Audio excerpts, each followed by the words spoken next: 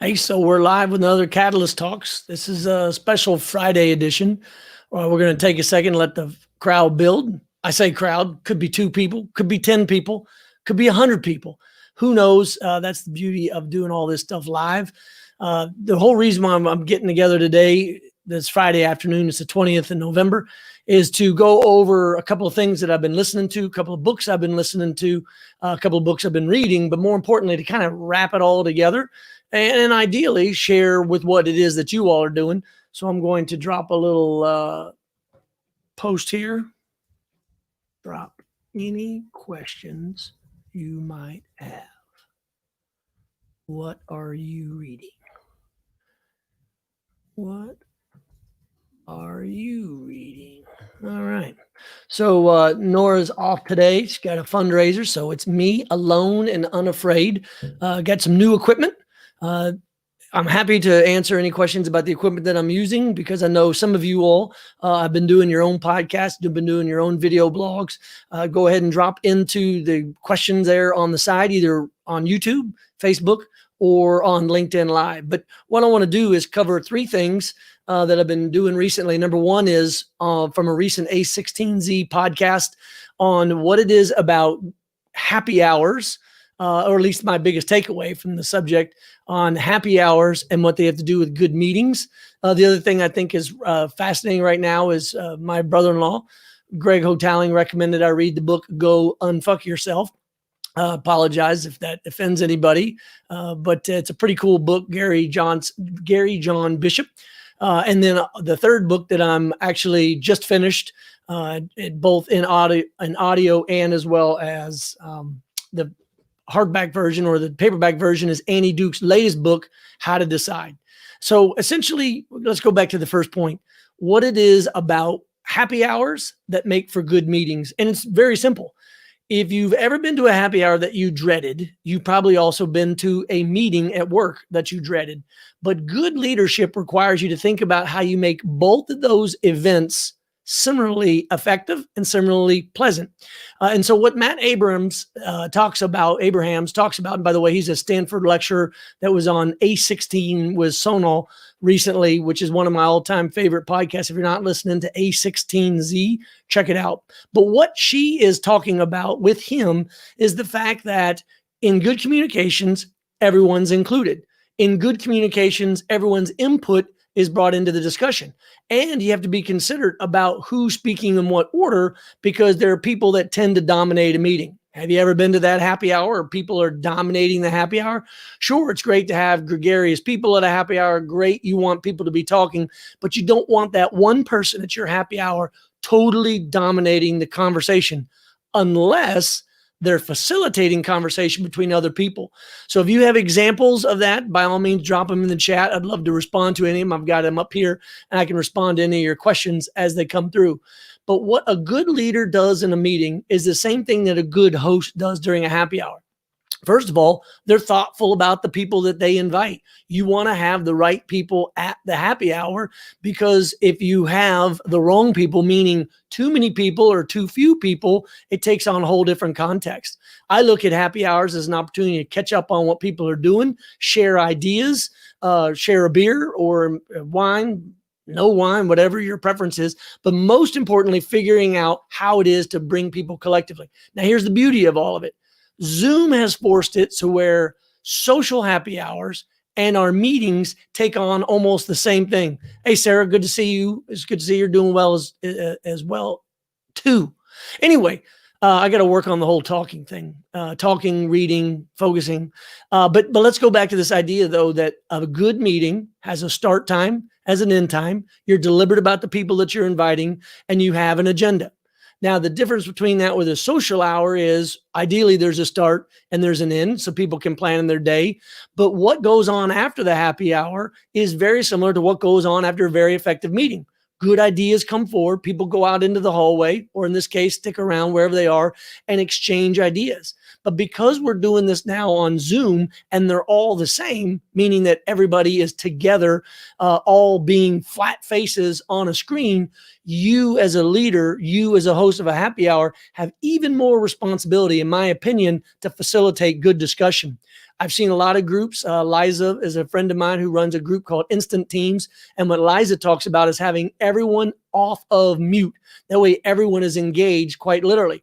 And it's no different than when you're at a happy hour. If you invited someone to your happy hour, it's because you enjoy their company or they're a part of your team or whatever reason, but engage with them. If you invite someone to your happy hour and don't ask them a single question, never ask them how they're doing, not only is it rude, it's unsocial, but it also shows that you don't care. Because, and we all know this, people don't care what you know until they know that you care. So if you have good examples of people and happy hours and how they're doing that, please let me know. In fact, let's see, my thing is saying viewfinders inactive. Okay. Well, if I lose this camera, I can always go over to my second camera. We're all learning. We're all making mistakes. So anyway, A16Z, I highly recommend it. If there are other podcasts that you all have, drop them in the chat. It's how I find new podcasts. It's how I find new books. And it's how I find new thought leaders to follow because I figured it all out. And so the last thing I'll say about how I look at happy hours and how I look at meetings is you as the facilitator, you as the host have that responsibility to make sure that everybody feels included. Otherwise, why did you invite them to the meeting? It's a very common mistake. Why did you invite them to the happy hour? Octavio, thank you. It is an interesting topic because all too often people treat what they do at work separate from what they do with their friends or their family. But in reality, how we treat people, whether at work or at home, should be the same, which is to bring them into the fold, make them feel like they're a part of the organization. And here's the other neat thing. By facilitating that crosstalk, saying, Octavio, do you happen to know Sarah? She works on this. You work on that. You might find something in common that you can work on together. Now, that's polite chit chat at a happy hour if the two people don't happen to know each other. But at a meeting, it's good practice because it brings people together in a way that you don't necessarily get if you're not having effective meetings. Okay, that's enough about meetings. If you have other examples or other podcasts, by all means, drop them into the chat. So let's talk about this book that I'm reading. Or what is it? I guess it's Unfuck Yourself by Gary John Bishop. So he is a Scottish writer, author, thought leader, and he narrates the book. I'm listening to the Audible version, and just his tone and tempo make the book enjoyable. Now, I'm one of those people that read podcasts or listen to podcasts and listen to Audible books at 1.5, and 2.0 or 2 times speed, depending on what is the subject. If it's meatier, I got to slow down a little bit more. But if it happens to be just more thoughts and ideas, I can go a little bit faster. And what I mean by meatier is if they're getting into charts, if they're getting to whatever. Okay, but here's what makes Gary's book so interesting. I really recommend it.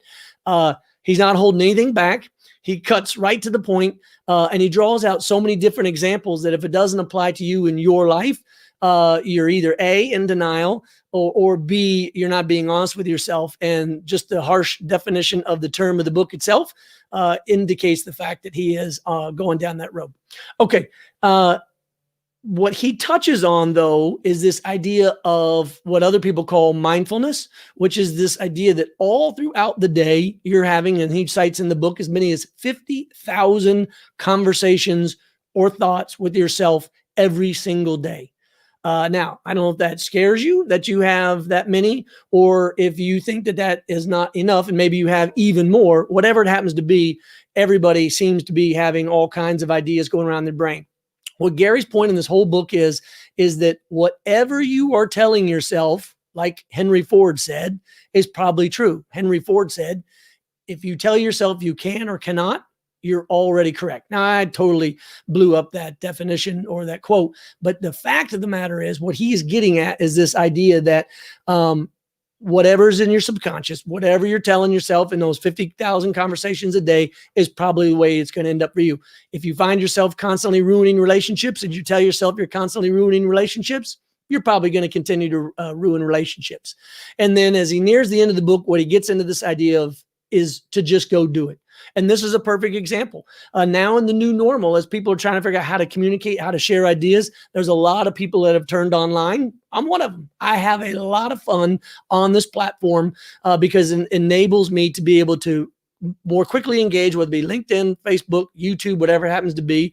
And while the audiences are small now and my networks are small now, the goal is to hopefully tap into other people that can be able to help share their ideas with me, make me a little bit smarter, but more importantly, in reflection of the fact that you are the 5 people you hang out with the most, this gives us an opportunity to spend time with a whole lot more people. Okay, so on that note of trying things, like Gary says, let me go over and see how this is physically and mechanically working over in the internet's world. So what I have over here, let me make sure it's on mute. Yeah, good. It's on mute. So I've got the LinkedIn Live over here. I've got StreamYard up in front of me. And for those of you that are audio or video files, I'm using a Canon M50 camera. I've got a ring light around it. You can also see the box lights reflecting behind me. And what this creates also with this professional microphone is, so far for me and all the experiments I've done, the best overall total quality. If you're using something else that you have a lot of fun with, by all means, drop it in the chat. So the last thing that we're going to talk about, or that I wanted to share with you in terms of things that I'm reading, is Annie Duke's latest book called How to Decide. So here's my copy of it right here. And the reason why I wanted to hold it up and show you is because what she's done in this book, I haven't seen done since basically I was in school, is workbook style. This is an engaging book that walks you through all the different ways to figure out how to make good decisions. And Annie Duke is fabulous at that. One of the things that she points out that I think is worth highlighting is that we often get into what she calls, and many people have termed before, analysis paralysis, meaning that you've got a big decision, or worse, a small decision that you just spend way too much time thinking about. And in fact, in her work, she points out the fact that we as Americans will actually spend more time, if you add it all up, thinking about what to wear and what to eat than we will on many of the biggest decisions in our lives. And yet, ironically, when you go into the future and then look backwards, what you had for dinner tonight or what you will wear tomorrow has such little impact on your overall well-being long-term. And yet the biggest decisions, which jobs to take, where to move, who to talk to, who to know, actually should require that brain power that you're using, but people just aren't. So Annie Duke's book, How to Decide, is fabulous. Again, she's got it workbook style. Whatever you're reading right now, drop it in the chat. This is how, again, I pick up different titles, how I understand what's going on there. And by asking, the people in our own networks what they're reading, you have an opportunity to expand what you're building on. And then the last thing I'll say about Annie Duke's book, How to Decide, what I thought was pretty fabulous is what we all too often forget is many times we'll be in a situation where it's either this or that, but they are so closely related that it could actually almost be done with the flip of a coin. Freakonomics, Stephen Levitt, has for years, in fact, on the Freakonomics podcast, they've talked about an experiment they did on helping people decide. And then when they had a really hard decision that they just really couldn't do, they encourage everyone to just do a flip of a coin. In fact, I think if you go to their website, you can actually see a description of results of people who actually did it. And Marianne, spending way too much time on small decisions. So let me just do the math that Annie Duke talked about in the book. So if you think about the fact, let's see if I can do this here right. Pop, pop. Yeah, there you go. So if you think about the fact that every time you sit for a meal, whether it be deciding what to have for breakfast in the morning, you're walking around, that's 5-6 minutes for some people. You go to a restaurant, you actually start thinking about what to order, and then everybody opens up their menus, or at least we used to in the days of pre-COVID. Now it's all on our phone. But you start looking, you start going down, you start looking around, you start asking, you'll pretty much spend, depending on who you are and what meal you're at, 5 to 10, sometimes I've seen people go as long as 15 minutes thinking about what to order. And in that entire time, you're not talking to the other people. You're not socializing on big ideas. You're not comparing notes in terms of what could or should be done on big ideas that you're facing in your life. You're talking about whether or not you're going to have the chicken or the steak. And in reality, the easiest solution, as she points out in the book, if you can do this as often as possible in life, is you get the chicken, I'll get the steak, we'll each try it, and if it's that fantastic, we'll share. In my own life with Amy, it gets really easy. I don't get to make decisions about what to wear and what to have to eat. She tells me. Or, as I learned from my father-in-law, Alan, sometimes I'll wear something out thinking I'm going out of the house, she then points out or the question is that really what you're wearing? And the answer is no, it's just what I'm wearing down to breakfast. So there's an example of where what you eat and what you wear overlap. Anyway, finishing the point with Annie Duke, if you added up all those times at breakfast, lunch, and dinner where you were spent thinking about what you're going to eat and not engaging with other people, you've already lost out on opportunities. And if you sit there and add it all up, you'd spend more time on that than your big decisions. Okay. Last thing here is we kind of wrap up here at the 15-minute mark. There are two great job opportunities that I want to point out, specifically in innovation at the intersection of the defense industry and innovation and entrepreneurship. The Capital Factory here in Austin, Texas is seeking opportunities for an events coordinator or an accelerator coordinator. And I put it in LinkedIn yesterday. I'll drop it in here in LinkedIn again today.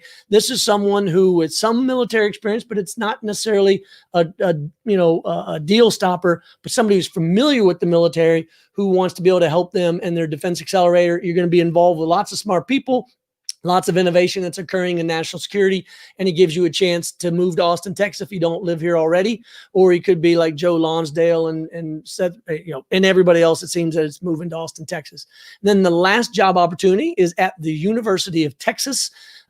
Seth Wilk is the point of contact. He is the DoD liaison for the University of Texas at Austin, and they are looking for more people to join their team because as the University of Texas expands its opportunities with military veterans and families, this is one more good example of how that works. And that's the last thing I'll say in my latest gig working with the University of Texas.